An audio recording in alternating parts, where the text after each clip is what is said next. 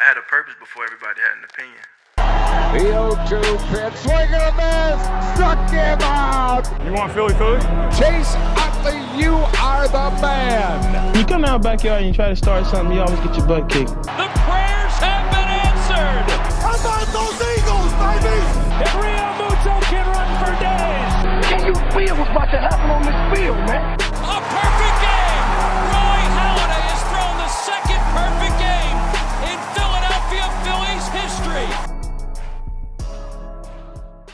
All right, welcome back. Another week of Philly talk. Things are going to be a bit different this episode. It's especially going to be a shorter episode simply because right now it is 3 o'clock. In 2 hours, the Phillies play. So I'm trying to get this video out before the wild card game against the Marlins.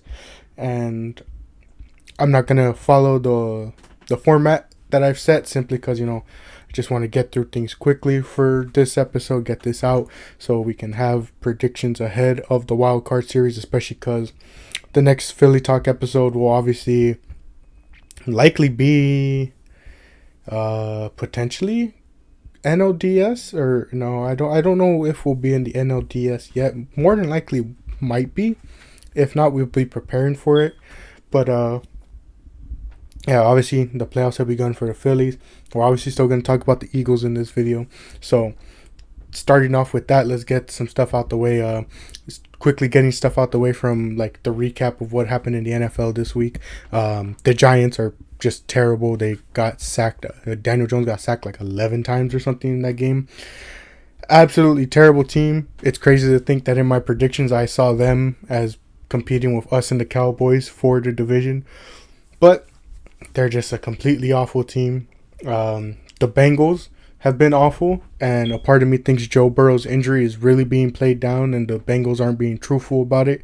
Might be a lot worse than it seems, and that's what's affecting them, because that was a completely awful game, losing, what was it, like 27-3 to the Titans or something like that. Absolutely crazy. Jonathan Taylor and Cooper Kupp should be back. That's going to be pretty crazy.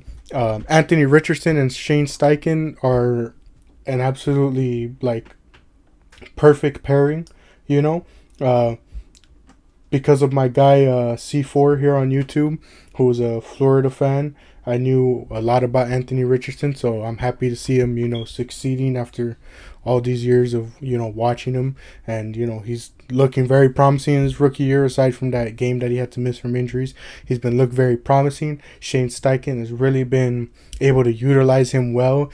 It makes a lot of Eagles fans miss him, especially when we see some of our offensive struggles. We miss having him there. He was the perfect coordinator for us, but that's the way the NFL goes. People can't remain coordinators forever. They obviously want to climb the ladder, and so Steichen's out there doing a good job coaching Indy. He's doing a great job developing AR5. I'm glad to see him succeeding. I'm glad to see Jordan Love succeeding. Both guys are my fantasy quarterbacks, and they've been doing real well for me. Trying to think of some other news around the league, but there was the Bears blowing the lead to the Broncos. But for the most part, the league was just the league when it came to things. Not many upsets throughout the league from what I remembered. The Vikings finally got their first win, I'm pretty sure.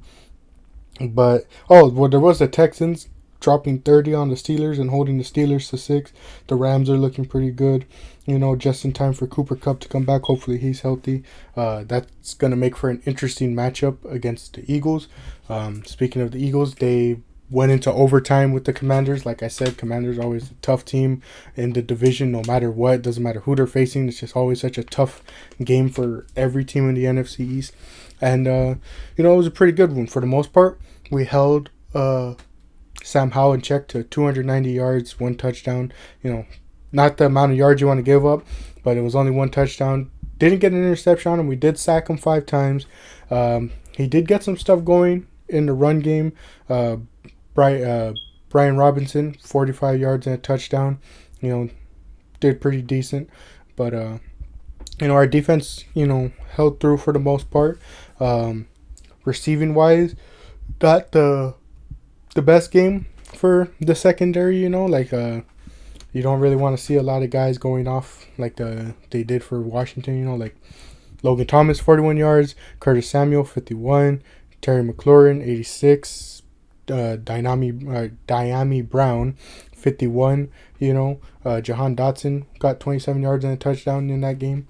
But obviously the big talk of the game, Jalen Hurts, pretty decent game, 319 yards, 2 touchdowns, sacked 3 times, 34 yards rushing. DeAndre Swift, 56 yards rushing with a touchdown. Kenneth Gainwell got 14. But again, the big talk of the game was Devontae Smith having 78 yards paired with A.J. Brown, 175 yards, 2 touchdowns.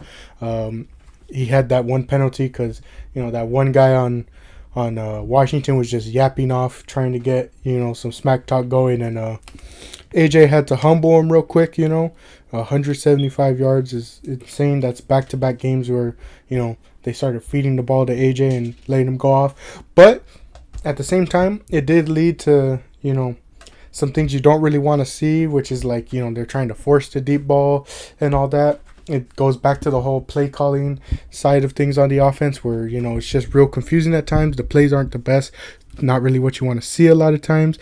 And that's pretty evident by the fact that, this game was as close as it was, whether it was the offense struggling at times or, of course, the big thing was, like, on paper in the box score, it doesn't seem like the defense gave up too much, but when you watched the game, you were just like, this game should not have gone into overtime. The defense really should have stepped up and held out, but there's not much you can do. Nicholas Morrow at the linebacker spot had 3 sacks. That's pretty good.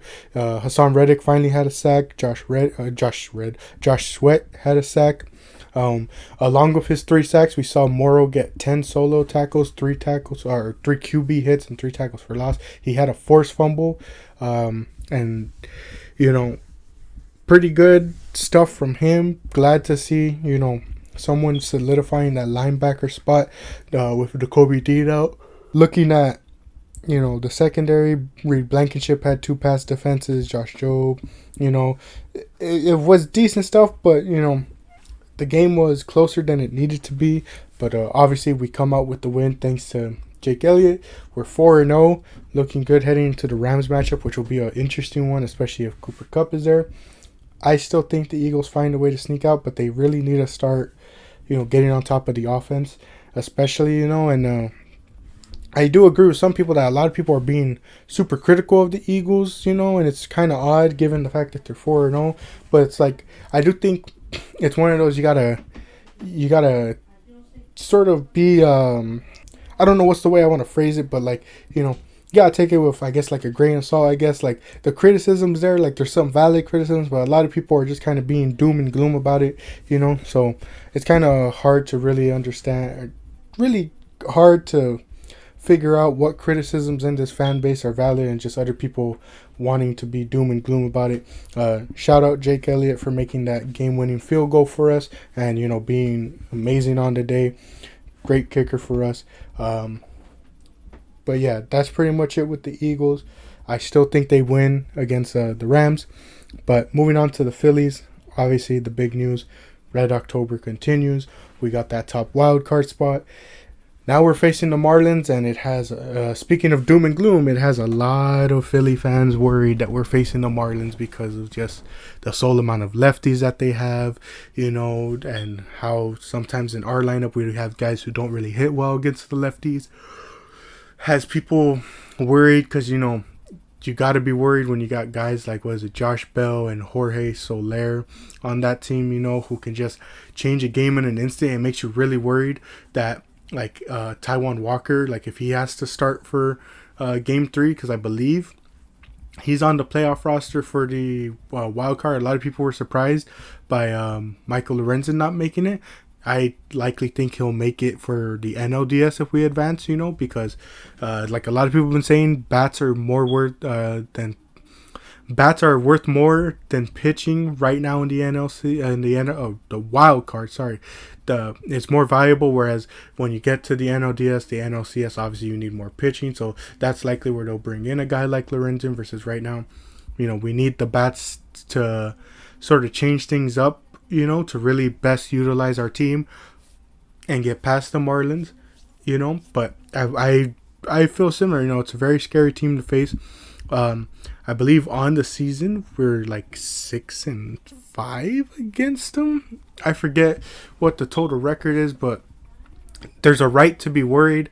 But at the same time, I just think that this team is hot right now, and obviously, at any point in time, this team could cool down, and it could very much be scary for us. But I don't know. They haven't really showed signs of slowing down, especially in that last game. It's like you still saw guys going crazy, you know, like Brandon Marsh hitting a 3-run home run, I'm pretty sure. Like, I feel comfortable with saying that, you know, this team is, you know, is hot heading into this.